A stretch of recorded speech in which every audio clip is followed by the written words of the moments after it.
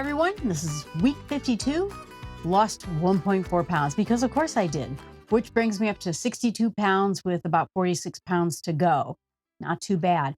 And even though it's been a rough couple of weeks, I'm still estimating I am going to be done by hiking season next spring, which is exciting for me. And I think it's important to remember that we're all different. I hear a lot of people go on, oh, well, I went on this drug and it went super fast and I lost, 40 pounds in 8 weeks or something like that. We can talk about the good and the bad of fast and slow, but the whole goal of this is, are you getting healthy? Are you losing weight? Because a lot of for us is that's the goal. And are you working it out in a way that you'll be able to maintain? So that, I feel, like I said, good about that. And next week I am speaking at a conference, and it's going to be interesting because I'm talking about how to get healthy with the Apple ecosystem: iPhone, iPad, Apple TV, Apple Fitness, Apple Watch, those types of things. And that's what my presentation is going to be on. And I think my hook's going to be like, you know, I didn't lose weight through the Apple ecosystem, but instead it helped me stay healthy and it helped me get fit.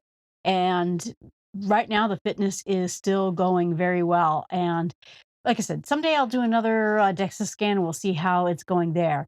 But I had a question this week about what a healthy metabolism looks like. And is that going to get repaired?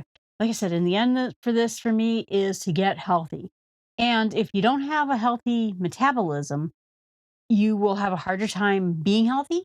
You will have a harder time maintaining health, and it will make it much easier for you to put the weight back on. So we have to really fight to not just get the weight down, but to fight to get our metabolisms back into healthy order again. And so that's really what I'm going to talk about this week. So, first of all, have you ever wondered what a metabolism is and how it's getting broken? Well, I can tell you how I broke mine. And we'll talk in just a minute about all the things that will break a metabolism. But I can tell you what made a real difference for me. And it was that I was always overweight, but I was always able to lose weight. I talked about how I destroyed my ankles and I pretty much sat for 2 years, but something happened a little bit before that. I got caught up in a video game for a decade. I love this video game. I made friends. The person I go camping with met on that video game. We're buds, and that was the best thing that came out of the video game. But I went from someone who was healthy and overweight to someone who was sick and overweight. And I think it was because I sat for so long. I sat for ages and ages. And I think that that's really what happened. I eventually became Wally, one of those pod people who never moved and they just float around in a little bubble their whole lives. I had a refrigerator upstairs in my computer room, and I could just get drinks, I could get snacks, and I barely even moved. Because when you're playing a video game where all these monsters are trying to kill you, you got to be at the keyboard all the time.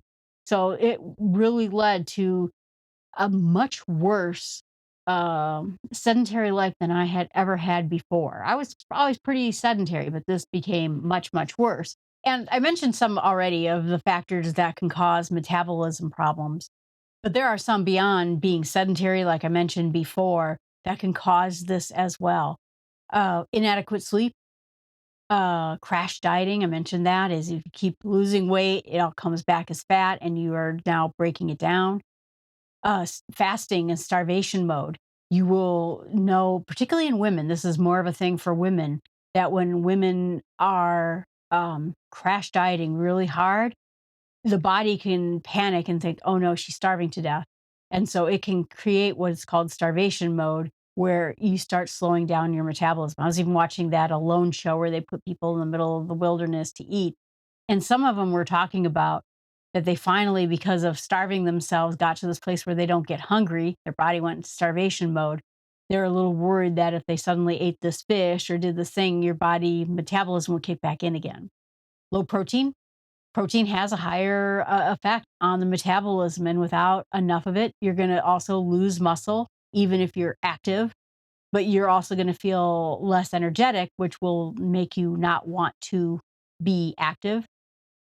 And there's biological reasons. Thyroid dysfunction, namely hypothyroidism, can cause your metabolism to just crash and be slow and sluggish and not do what it's supposed to do. Insulin resistance, that's, like I said, a common effect for prediabetes, diabetes, polycystic ovarian syndrome. And it shifts the body towards fat storage rather than fat burning. Age. Although I was listening to someone and he was saying that age only really represents about 1 to 2% slowdown in metabolic rate. The real reason that older people have metabolism problems is that they are not moving as much. They're not exercising as much. They slow down, so their metabolism slows down. It's not the other way. The amount that is for aging is very little. So then it also then comes into sex hormone changes. So estrogen, testosterone, that declines, menopause. That means that the metabolic rate can go down and it can be significant. I know that some of my friends have mentioned it drastically decreasing, but it hasn't decreased to the point where it's unsurmountable. You still can, with activity, with exercise, with muscle building, work against those effects. Eating too much sugar and refined carbs spikes the insulin, promotes fat storage, increases cravings. Ultra processed foods, they're low in nutrients, they cause inflammation, they have bad oils, additives, they interrupt the hormone system and the gut biome of our system. Someone talked about preprocessed food very often. Well, one have chemicals in them your body can't recognize. I forgot what, like unsaturated fats or something like that. Your body doesn't even know what that is. It's not even a real thing. And so then it doesn't know how to digest it and it causes inflammation and gut bio problems. But essentially, highly processed food, someone mentioned, is a little bit like someone sort of the factory sort of pre-ate it for you. And so your body doesn't go through this full process of trying to break it down because it's already partially broken down. And so it's very easy to just soak into your system without going through the process. The whole GLP-1 drug is slowly moving everything through our system. Late night eating, frequent snacking. That doctor who had a broken metabolism was talking about that. She's a late night snacker and frequently eats. Disruptions in circadian rhythm, stress, chronic stress leads to increases in cortisol, which produces abdominal fat. It breaks down muscle and it increases the appetite. Again, the body thinks something's wrong and we better start packing it in case a famine's coming, in case of the volcano down the road is blowing up and we may not get crops for the next year. So it can, the body, like I said, is in panic mode. And then other medications can increase metabolic problems. What are those? Cortical steroids, antidepressants, antipsychotic drugs, certain diabetes medication like insulin can cause problems with your metabolism. And so then there's the whole question of gut health, imbalances in our gut health, higher risk of obesity, impaired insulin sensitivity. Gut health is really interesting. Anyway, there you have it. So basically the idea is, and we're going to talk a little bit about the body and its goals, and essentially the body only keeps the muscles it needs. That's the idea about it. So that's why when you work out your muscles, it says, oh, Jill needs a little bit more muscles. You see, I'm going to do a lot of anthropomorphizing. Sorry about that. And it'll start building muscle. Jill does some pretty strenuous. Oh, now Jill's running. Oh, we got to build those muscles. And maybe we have to have a little bit better cardio system in her because she's looks like she's running. The body is basically trying to do what needs to happen to keep you alive. So think of muscles as little tiny factories. And each factory burns at a certain rate. Same thing, fat too. Fat burns at a certain rate. It metabolizes as well. So we have the muscle, we have the fat. They all have a certain rate. And if you have less muscle and that burns at almost twice the rate as fat does, your ability to burn calories goes down. So that means your metabolism is going down. That means that you're going to have these enzymes. They're going to store more fat, carbohydrates, fats, and sugars. For the most part, carbohydrates and protein all get broken down into sugar. And some of it gets stored into your muscles and some of it floats around in your body, causing you diabetes. And so then when You don't have muscle contractions because you're not moving much. The glucose never clears out efficiently from the blood. And that's also where you get that diabetes. Then your high blood pressure, cholesterol, pools of blood in your lower body because you're not circulating around anymore. And you can get joint stiffness, because you're just not moving. I didn't notice it then, noticing it now. I have to move. And then you even get less dopamine, less serotonin, less endorphin production, which can lead to brain fog, fatigue, bad moods, chronically low movement. They also are starting to think has to do something with a dementia risk. And like I said, I called it the Wally effect. I just sat there in a chair, entertained myself, overate, and eventually my body became less and less human. The muscles fade, the hormones misfire. And that's when I had to get surgery because my hormones were misfiring to the point where my body started producing cancerous like cells. So if you don't move, that's what happens to you. The good news of it is I learned through working out with my trainer and like I said, and Apple Fitness and all that, is that you can bring it back. You can start rebuilding your muscle mass. It takes time, but you know what? The funny thing about it taking time is it's pretty quick at the beginning. Your body wants to move. And as soon as you start doing things, you start building muscle. It really starts kicking in. It actually gets harder the stronger you are. I remember my trainer walking me through the gym and saying, "You see all these guys back here in the gym? They're going to work for the next 6 months so that they can add half a pound of muscle."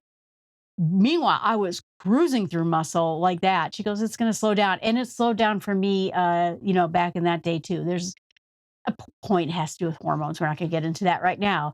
So anyway, the insulin sensitivity then gets better with even small amounts of walking. But if you never walk and you never move, you'll lose it. But if you even go for small walks, there's studies out there showing that even in the 60s, 70s, and 80s, people can gain muscle and improve their health just by 2 to 3 sessions of going for a walk per week. I even saw another study that talked about people who went for a very short walk right after dinner were metabolically far more healthy than people who didn't. We're meant to walk, I mean, that's just the kind of thing. Researchers found that just even standing around and walking for 2 to 3 minutes every half hour can lower blood glucose, insulin spikes, all those things. So it is possible with tiny steps to go down this direction of curing whatever metabolic problems we have. But if you're watching this video, chances are that you are taking a GLP-1 or you're thinking about changing a GLP-1. And so the idea is that we also have something else helping us in breaking our poor, broken metabolism. GLP-1s are believed now to have a restorative effect on our metabolism, which means permanence. It's not just burning right now while we're taking the drug. It means that it is slowly but surely fixing the metabolism. So maybe we have a real shot if we ever leave this drug to continue having a fixed metabolism. We're going to talk about what a fixed metabolism here is in a second. And the reason that these muscles are factories, like I said, they burn calories, they store glucose and use it efficiently. They produce hormones, which help the brain, the immune function, and more muscles, more factories, more capacity, better sugar regulation. And then cardio is a multiplier. So think of muscles as being all the little factories in your body. Cardio, increasing your heart rate, makes those factories run faster, which means you're going to burn more calories. They're not very efficient at building muscle, although they do to an extent. They're more efficient at making your current factories burn hotter. And it also improves your cardiac health. It increases your fat burning. It can increase during those particular time. And so you're making basically a better factory. I mean, like I said, think of those energy factories, taking in glucose, fat, converting them to usable energy. And then those factories need to run. They need trucks and roads and deliveries and power grids. And that's what cardio does is it makes the whole system run. Make sure that oxygen is flowing through your little factories so that it's running more efficiently. And if you do cardio work, you're upgrading the entire delivery system of all your little factories. And so you're not just making them run faster, you're making them run better. So that's kind of how the whole system works. And that's why me sitting for a decade playing a video game really damaged. Like I said, I think I went from being overweight to being metabolically damaged after that game. There's also something which we won't talk about today, that when you do strength training and you build muscle, you're also building muscle mitochondria. And that helps insulin sensitivity. It helps the flow of glucose in and out of your system. This is, like I said, not a doctor. Maybe someday we'll talk about it and I'll make little metabolism graphs or something like that. But the metabolism, think of it as the run rate. It's the ways that the body converts food into ways to store it and to use it inside of your own system. I mean, isn't that kind of amazing? Just kind of like on a metaphysical basis, that we can eat some kind of food and convert it into energy. I mean, I think that's kind of cool. Not only does the metabolism work on doing that, it works on regulating temperatures in the body, hormone signaling, and fighting off infections. That's all the metabolism. And it runs like a thermostat, deciding how much energy to spend, how much to store, when to turn up the heat, when to slow everything down. The metabolism is endlessly flexible. So there's a few things that cause metabolic problems. Chronic stress, because there's cortisone, and that's a hormone when we get stressed in it. It thinks, you're being chased around by tigers or bandits or something like that. And so it's preparing your body for whatever horrible thing is about to happen to it, because it doesn't recognize different kinds of stress. A stress of my boss yelling at me at work versus a stress where I got chased by bandits down the road and then a tiger jumped out at me. It doesn't know the difference. Too little sleep, sedentary life, we just talked about that. High sugar intake, where sugar is very caustic to our system. Hormonal imbalances, which could be caused by thyroid dysfunction. That's why people who have trouble losing weight, they do thyroid tests on them to see if there's a problem there. And drugs like GLP-1, Mounjaro, Ozempic can, like I said, correct and improve insulin sensitivity, appetite regulation, not just the here and now when we're taking the shot, change our behaviors, and we have to give it our biology time to catch up. I was given this analogy. I think I told this before. I talk to a lot of researchers. I work in medical research software. And I asked a researcher, I said, what causes plateaus? Because I was right in the middle of that 187 toe back then. And he says, we have to understand your body is trying to do a bunch of math.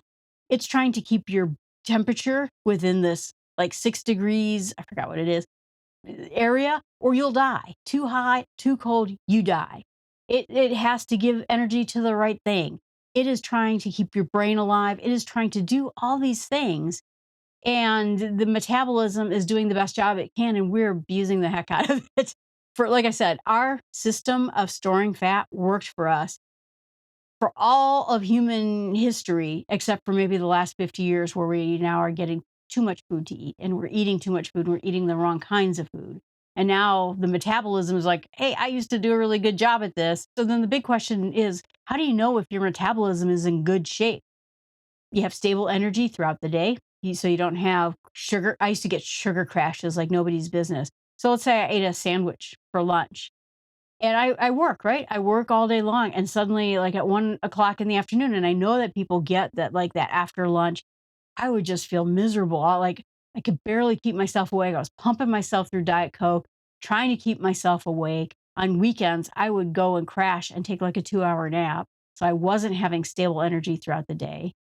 If you have, you're hungry at meal times, but not constantly hungry, good sign. If you have a few hours without eating and you don't have like a sugar crash, good sign. You sleep well, you wake up refreshed. You're not gaining or losing weight with, other than like a sort of a minor scale without any changes, good sign. You can build muscle with a regular diet, and you don't feel cold all the time. Sometimes people will have extremities, coldness, cold hands, cold feet, and sometimes people will get fogginess in their brain. There's other signs too. On the lab side, your glucose should be below 100, A1C under 5.7%, fasting insulin under 10. And I don't know if I've had an insulin test. We're going to talk about that in a minute too. The triglycerides should be below 150, and the HDLs, the good cholesterol, should be over 50 for women. It all varies on your age and your gender, and so keep that in mind too. And so the question, why I want to know all this is, am I fixed? I spent the last, I'm not going to say how many decades though, being overweight, sedentary, the Wally pod person. Am I going to be fixed when this is done? And I watched an interesting video today, which is where I sort of went down this trail. Is that there was a doctor who talks a lot about GLP-1s and keto and fasting. And she says a really interesting statement. She goes, I know that my metabolism is broken. And she gave two cases of it. First of all, she says that I wake up in the morning and my sugar is way too high. Then I eat breakfast and it's supposed to spike up whenever you eat. And then for 2 to 3 hours, it's churning away at that food and then it starts dropping and goes back to the baseline again. Then it stays at that baseline until you eat again. She says, she has one of the continuous glucose monitors. I've always wanted one of those, but I don't really have a good reason for it. But then she noticed that all day long, it was sort of spiking upwards when she would not eat. She wouldn't eat anything and her glucose would go up. Then she talked about the resting metabolic rate. I told you about how that DEXA Fit company, you put on a mask and you get on an exercise bike and they will give you the resting metabolic rate. There's all sorts of charts out there that will estimate it for you, but you can find out for real what it's supposed to be. But she says that when you do these RMR tests, you can actually see what kinds of fats and you're burning. Are you burning fats? Are you burning carbs? If you also have a very low resting metabolic rate, that means like if I don't do any workouts today at all, how many calories am I going to burn? Just baseline. And if you have done any of these things we talked about, the crash dieting, the bad sleep, all the things that I just mentioned, your body might be dropping into what is considered to be a conserve mode. It's trying to adapt your metabolism, like, oh no, I am trying to conserve as much energy as I possibly can.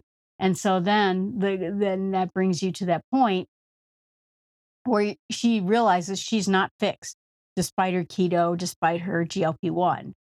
I think that I am. I'm going to start doing more. I stopped doing glucose testing and I'm going to start doing it again just to sort of see what it's doing. I haven't done it in a while and it's a good thing to make sure. But the idea is that's a sign beyond your glucose test of whether things are going okay. And so I just want to know, is my body fixing? And so again, I'm going to do one of those RMR tests just to make sure that I'm not in survival mode, but actually my body is thriving now, not in stressed out mode. And so that's just one piece of it. The glucose, like I said, fasting glucose too high, that's, she mentioned it in the morning. Is it dropping after it's eating or is it staying, in her case, not steady, but going up throughout the, so glucose is another signal that we have. And then the other part of it too is that idea of insulin resistance. I've been watching a lot of videos on the metabolism lately from doctors and researchers at colleges. You can watch a lot of college courses online these days. And they were talking that they think in the end, glucose is just a symptom, that really the problem is too much insulin. And that the problem is we don't have a quick and easy insulin test like we do glucose. I got my glucose test on Amazon and I get like 500 tests for $30.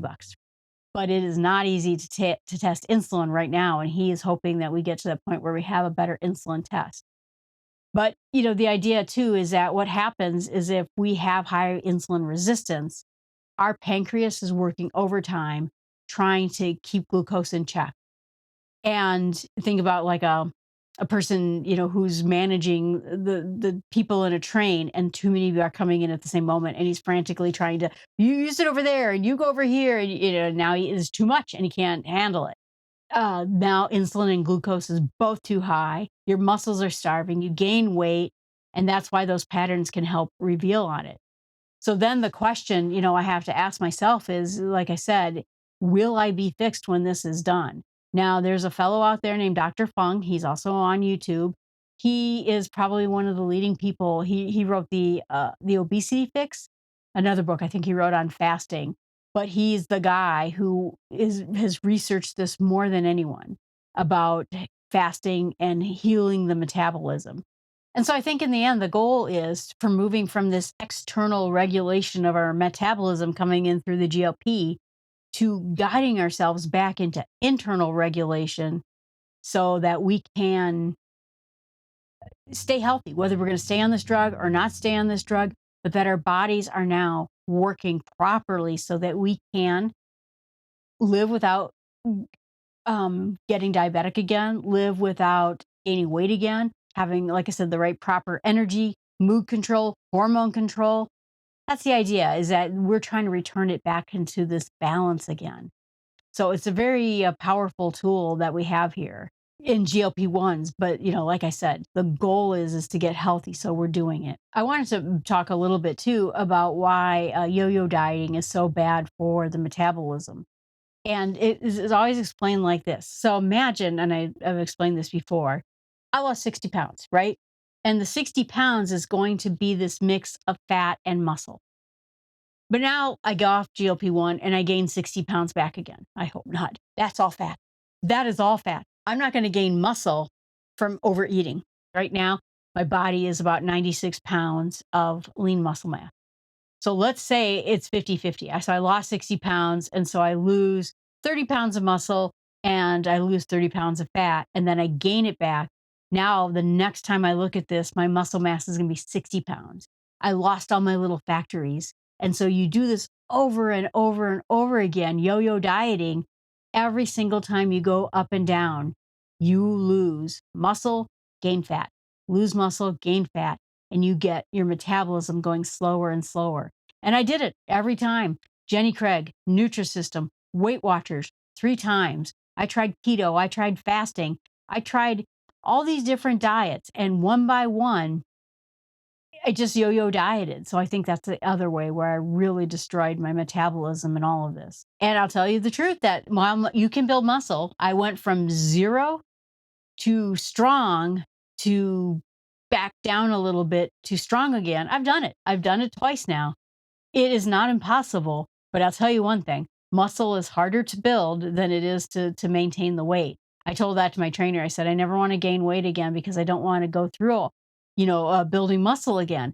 But like I said, the nice thing about building muscle is it's very fast at the beginning and it slows down later on. And I'm pretty muscly right now. I don't want to lose this and I don't want to go back with that. So hopefully we'll be able to keep that going. So what is the metabolism? Let's just talk a brief moment about this.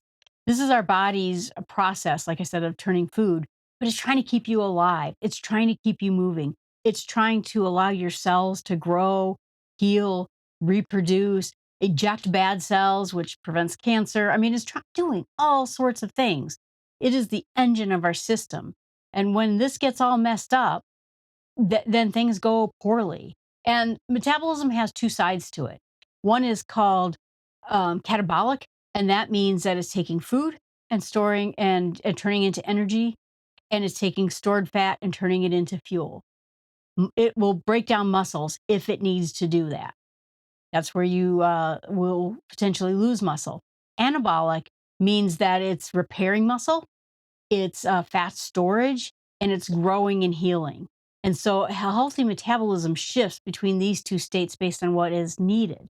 And we need both of those states because we need stable energy. We need to be repairing cells. We need to be fighting off cells that are gone bad, like cancer. We need to be fighting infections. And so having a healthy metabolism is basically a thermostat right on our body, trying to keep going. It adapts, it learns, and it understands to slow down when you're resting. It knows that when you ate, it's trying to break down that food and put it in the right place. And with your resting metabolic rate, which we mentioned before, the calories you burn just to stay alive is usually about 60 to 70% of our total energy use. The brain also uses a tremendous amount of energy, considering its size. But the idea is that metabolism is happening mostly when you're just sitting there. And so in the end, I've mentioned this before, the question comes in, how do we get off GLP-1s? And the idea, like I said, that's going on now, I've been reading a lot of different articles. It's really something that has to be done with your doctor's supervision, not a doctor. And what they were looking to do is slowly reducing the dose, assessing the appetite, looking at your insulin function, getting metabolic panels. I'm going to talk to my doctor a little bit about this one at the end of August when I have it. Look for stability. So if I go down in GLP-1s when I'm done with this, is my blood sugar still good? Is my weight still staying the same way? Do I feel good? A lot of people say that they feel really good when they go off this medication because this drug is sort of taking us down a notch. But sometimes people lose their energy, they lose their hunger stability. And I'm not talking about food noise. I'm talking about your ability to eat something and then go a couple of hours and not eat anything and not have your sugar crash or have your sugar spike. Uh, Food noise is kind of a different beast right there, but this is more like a metabolic type of thing. And then the question, are you losing the ability to build muscle when you're off of this drug? So, mostly the question I ask this, like I said, is can I get off of this drug?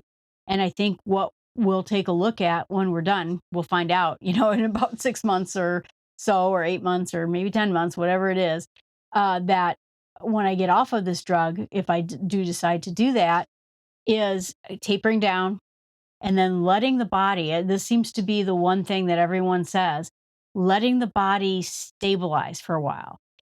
We used to use that old timey word of set point, but the body needs to stabilize. It panics. Like right now, my body, if it wasn't on this drug, would panic like, oh no, I've not done my job. I let Jill lose 60 pounds. Maybe we're in danger. I should put that 60 pounds back on.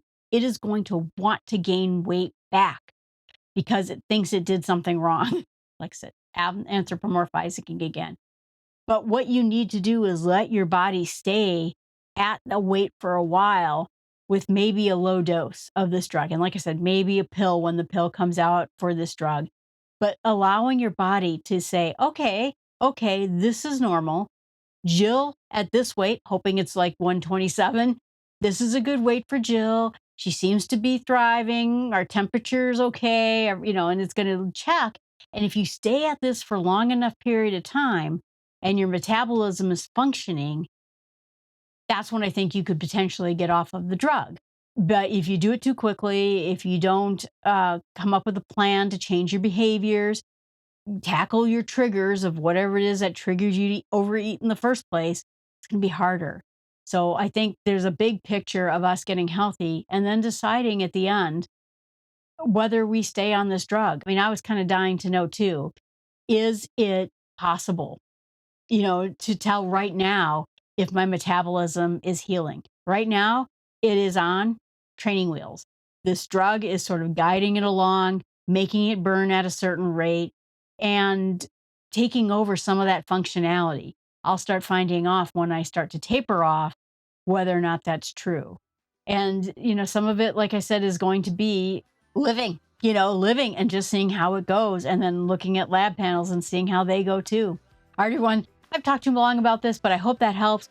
Thanks for listening, for watching, whether you are taking this drug, not taking this drug, thinking about taking this drug. Remember, I'm not a doctor. This is just my experience in it and just kind of my research. Thanks so much. Please leave a comment. You can send me an email at jill@startwithsmallsteps.com. I appreciate everything and have a great week.